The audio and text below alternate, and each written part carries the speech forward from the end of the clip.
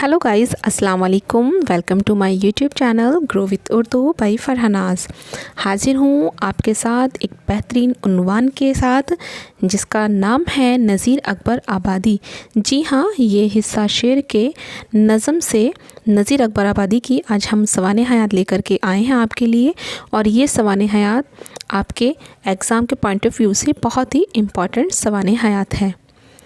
काफ़ी ढूंढ कर और बहुत अच्छे से एक्सप्लेन करने की मैंने इसमें कोशिश की है कि ये टॉपिक आपके लिए इजी हो जाए, क्योंकि मैं जानती हूँ सवाने हयात आपकी काफ़ी सारी इसमें सिलेबस में हैं और सबका सन, उनकी पैदाइश और उनको लेकर के अक्सर स्टूडेंट्स को कन्फ्यूज़न रहता है।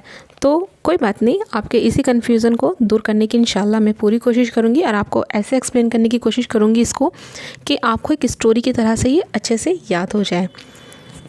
वीडियो शुरू करने से पहले आप सभी से रिक्वेस्ट करना चाहूँगी कि जिन साथियों ने अभी तक हमारे चैनल को सब्सक्राइब नहीं किया है वो हमारे चैनल को सब्सक्राइब कर लीजिएगा, वीडियो को लाइक कीजिए और अपने बाकी के साथी के साथ भी शेयर कीजिएगा जिनका उर्दू सब्जेक्ट से एग्ज़ाम है, ताकि आपके साथ साथ उनको भी इसका फ़ायदा हो। ठीक है, क्योंकि जब हम दूसरों के लिए अच्छा करते हैं तो इंशाल्लाह हमारे हक़ में भी अच्छा ही होता है। चलिए अब वीडियो शुरू करते हैं। नज़ीर अकबर आबादी। नज़ीर असल नाम वली मोहम्मद, सने पैदाइश के बारे में इख्तलाफ है। अब देखिए, नज़ीर अकबर आबादी जो हैं इनका असली नाम क्या है? वली मोहम्मद नाम है इनका। ठीक है, और इनकी जो पैदाइश है उसके बारे में इख्तलाफ है, यानी कि कोई भी एक राय नहीं है कि इनकी पैदाइश कब हुई है। ठीक है, तारीख़ अदब में अमूमन सिर्फ़ ये इशारा मिलता है कि नादिर शाह के हमले के बाद दिल्ली में पैदा हुए हैं। ठीक है, कि अगर तारीख़ की बात की जाए तो ज़्यादातर लोग इसी बात को कहते हैं कि शायद जब नादिर शाह का हमला हुआ था तब उनकी पैदाइश हुई थी। कुछ उलमा ने उनकी सने पैदाइश 1732 लिखा है, कि कुछ ने कहा है कि ये 1732 के आसपास पैदा हुए और कुछ ने 1735 लिखा है। ठीक है, अब देखिए हो गया ना यहीं पे इख्तलाफ। कोई कह रहा है कि 1732 में पैदा हुए हैं ये, और कोई कह रहा है 1735 में हुआ है ना। तो जहाँ पे इख्तलाफ होता है तो वहाँ एक राय तो नहीं होती है। ठीक है, नज़ीर के वालिद का नाम मोहम्मद फ़ारूक था। ठीक है, ये बहुत इंपॉर्टेंट है, ये आपके ऑब्जेक्टिव में क्वेश्चन बन सकता है कि नज़ीर के वालिद का क्या नाम था। तो आप इसको अच्छे से आप पढ़ रहे हैं, वीडियो देख रहे हैं, तो जाहिर सी बात है आपको इंशाल्लाह याद रहेगा कि नज़ीर के वालिद का नाम मोहम्मद फ़ारूक था। नज़ीर इनकलाबात ज़माना से तंग आकर अहमद शाह अब्दाली के हमले के वक्त दिल्ली छोड़कर आगरा आ गए थे। ठीक है, कि जब इनकलाब चल रहा था उससे परेशान होकर के, है ना, और उस टाइम कौन थे? अहमद शाह अब्दाली थे, उनके हमले हो रहे थे, तो इस वजह से वो कहाँ आ गए? आगरा आ गए थे। ठीक है, यहीं के हो रहे हैं, मतलब वहाँ आए फिर वहीं आकर के बस गए। इब्तदाई तालीम मौलवी मोहम्मद काजिम और मुल्ला वली से हासिल की। अगर इनकी तालीम की बात की जाए तो इन्होंने अपनी जो इब्तदाई तालीम है वो मौलवी मोहम्मद काजिम और मुल्ला वली से ली थी। नज़ीर रंगीन मिजाज और आज़ाद तबा वाक़या हुए थे, जो शेर पच्चीसी और शतरंज खेलने में माहिर थे। ये बहुत इम्पॉर्टेंट है। ठीक है, कि नज़ीर किस खेल के शौकीन थे? तो वो शतरंज। किस में माहिर थे? शतरंज में। ठीक है जी, शतरंज में माहिर थे वो। पतंगबाजी और लाल लड़ाने में भी कमाल रखते थे। देख लो, पतंगबाजी का शौक़ उनको भी था। हिंदुस्तानी त्योहारों, मेलों, ठेलों और निहायत दिलचस्पी थी। मतलब जो हिंदुस्तानी त्यौहार थे और जो मेले होते हैं उनमें उनकी ख़ासी दिलचस्पी थी। हिंदुस्तान की मुश्तरक तहज़ीब और तमद्दन का नमूना थे। 28 साल की उम्र तक आज़ादाना ज़िंदगी बसर की, यानी कि 28 साल तक क्या रहे? आज़ाद रहे, ज़िंदगी उन्होंने आज़ादाना ख़यालात से अपनी बिताई है। जब सूरजमल जाट ने आगरा पर हमला किया, उसे बर्बाद कर दिया, तो नज़ीर को रोज़गार की फ़िक्र हुई। और एक मदरसे में मदरिस हो गए। ठीक है, इसको समझिएगा। किसने हमला किया था आगरा पर? सूरजमल जाट ने। ठीक है, तो जाहिर सी बात है जब हमला होता है कि किसी भी जगह पर, तो वहाँ के इलाके के लोग मुतासिर होते हैं, परेशानियों का सामना करना पड़ता है उनको। तो ऐसे ही नज़ीर अकबर आबादी को भी क्या हुई, परेशानियों का सामना करना पड़ा और उन्होंने उस फ़िक्र मुआइशी बोलते हैं रोज़गार की फ़िक्र, है ना, उससे परेशान होकर के उन्होंने उसकी फ़िक्र में क्या किया, उन्होंने एक मदरसे में क्या हो गए, मदारिस हो गए। तमाम उम्र मुअल्लिमी और शायरी करते रहे, है ना, मौलवी करते रहे और शायरी करते रहे। उसके बाद क्या होता है, 16 अगस्त 1830 के करीब, है ना, 16 अगस्त 1830 के करीब, यानी कि 98 साल की उम्र में फालिज गिरने से वफ़ात हो गई। एक चीज़ इसको आप बहुत अच्छे से याद रखेंगे कि नज़ीर अकबर आबादी का इंतकाल कैसे हुआ या उनकी मौत कैसे हुई। तो उनको फालिज यानी पैरालाइज हो गया था उनको, जिसकी वजह से उनका इंतकाल हो गया, मतलब उनकी डेथ हो गई। नज़ीर की आज़ादा रूई उनकी शायरी में भी नज़र आती है। वो राह चलते नज़में कहते थे, मतलब इतना तजुर्बा था उनको कि वो राह चलते होते थे तो वो उस पर भी क्या कह देते थे, नज़में कह देते थे। ठीक है, लोगों की फरमाइश पर गज़लें, खमसा, मुसद्दस और मुसल्लत कहते थे। ये चीज़ें मैं आपको ग्रामर में पढ़ाऊँगी। ठीक है, गज़ल क्या होती है, खमसा क्या होता है, मुसद्दस और मुसल्लत किसे कहते हैं, ये मैं आपको ग्रामर में क्लियर करा दूँगी। ठीक है, उनका हल्का अहबाब वसी था, दरबारों से वाबस्तगी न थी। पहले क्या होता था, जो राजा होते थे वो अपने दरबार में शायर रखते थे, है ना।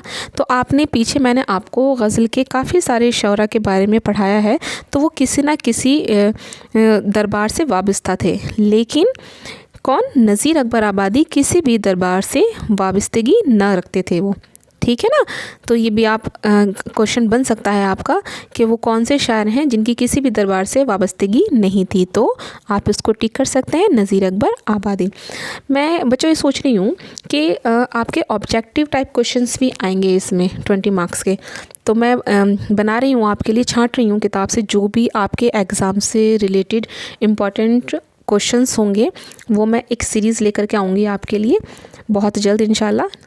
और आपको उसमें एग्ज़ाम में बहुत उससे बेनिफिट मिलेगा आपको, क्योंकि ऑब्जेक्टिव में बच्चे ज़्यादा परेशान हो रहे हैं। क्योंकि मैंने पर्सनली भी जो मेरी स्टूडेंट्स हैं उनसे बात हुई है, उन्होंने यही कहा है मुझसे कि थोड़ा सा मैडम ऑब्जेक्टिव में कन्फ्यूज़न रहता है। तो मैंने सोचा है आप लोगों के लिए कि इंशाल्लाह बहुत जल्दी आपके लिए मैं एक ऑब्जेक्टिव टाइप की भी वीडियो लेकर के आऊँगी, जिससे आपको काफ़ी हेल्प मिलेगी।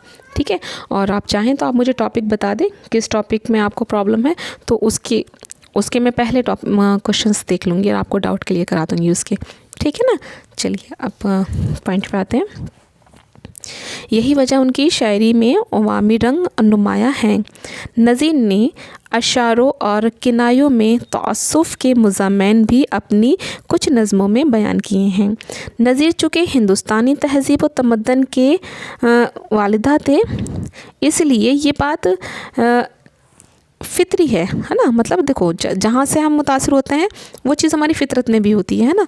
तो क्या था, उन्हें हिंदुस्तान की तालीम से, तमद्दन से मोहब्बत थी, तो इसलिए ये उनकी फ़ितरी भी बन गई थी उनकी। ठीक है ना, उन्होंने हिंदुस्तानी मुआशरत, रस्म व रिवाज, मेलो ठेलों, त्योहारों और मौसमों पर नज़में लिखी हैं। ठीक है, कि नज़ीर अकबर आबादी ने किन उन्वानात पर नज़में लिखी हैं, तो क्या है वो, हिंदुस्तानी मुआशरत के रस्म व रिवाज, मेलो ठेलों, त्योहारों और मौसमों पर नज़में लिखी हैं। उन्होंने इस्लाम के बाज़ मजहबी रहनुमाओं के साथ साथ रामचंद्र जी, कृष्ण चंद और गुरु नानक पर भी नज़में लिखी हैं, है ना। कि सिर्फ यही नहीं कि उन्होंने सिर्फ इस्लाम पर ही नज़में लिखी हैं, जो और भी दगीर मजहबी रहनुमा हैं उनके ऊपर भी उन्होंने क्या किया, उनसे मुतासिर होकर भी उन्होंने नज़में लिखी हैं। नज़ीर ने अपनी नज़मों में आम ज़बान और रोज़मर्रा की बोल चाल का लहजा इस्तेमाल किया है। जाहिर सी बात है भाई, देखो, अगर जो भाषा आसानी से समझ में आ जाए, अगर हम उसका इस्तेमाल करते हैं तो क्या होते हैं, लोग हमसे ज़्यादा मुतासिर होते हैं। आप देखिए, जैसे कि अब हम उर्दू पढ़ रहे हैं, मैं आपको आसान भाषा में समझाने का जो है कोशिश कर रही हूँ। आपको समझ आ भी रहा होगा इंशाल्लाह, है ना। तो आपको वीडियो में इंटरेस्ट आएगा। ऐसे ही क्या हुआ, नज़ीर अकबर आबादी ने भी ऐसी ज़बान का इस्तेमाल किया था जिससे उनकी बात को कहना आसान हो गया लोगों के लिए, है ना। लोगों को समझाना, जो मैसेज वो देना चाहते थे अपनी नज़मों के ज़रिए, वो देना आसान हो गया। क्यों? क्योंकि वो आम बोलचाल की भाषा का, लहजे का इस्तेमाल करते थे, ठीक है ना, जिससे उनकी एक फ़ितरी अंदाज़ पैदा हो गया। अवामी मौज़ूआत पर इजहार ख़याल करने और आम ज़बान इस्तेमाल करने की वजह से नज़ीर अवाम के शायर कहे जाते हैं। अब ये क्वेश्चन बहुत पूछा जाता है, ठीक है ना, कि अवामी शायर किसको कहा जाता है। अवामी शायर किसको कहा जाता है? नज़ीर अकबर आबादी को। अब देखिए, इसमें आपके कितने सारे क्वेश्चंस मैं आपको बता चुकी हूँ।